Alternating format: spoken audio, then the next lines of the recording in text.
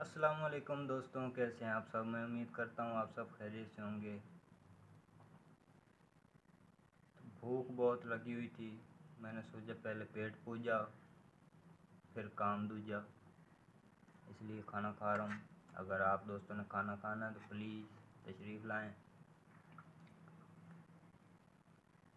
شاید میری آواز آپ کو کم آ رہی ہو کیونکہ میرے پاس وہ مائکرو فون ہے نہیں، کالر مائک جو ہوتا ہے، آپ سمجھ رہے ہیں نا؟ تو میں ابھی سوچ رہا ہوں وہ کالر مائک خرید رہا ہوں اور اس کے بعد اچھی اچھی ویڈیو بناؤں آپ کے لیے۔ کوشش تو یہی ہے، آگے اللہ مالک ہے، ہوتا وہی ہے جو اللہ پاک چاہتے ہیں، اور ہمارے لیے بھی وہی بہتر ہوتا ہے جو اللہ پاک چاہتے ہیں۔ ہم جو سوچتے ہیں، جو کرتے ہیں،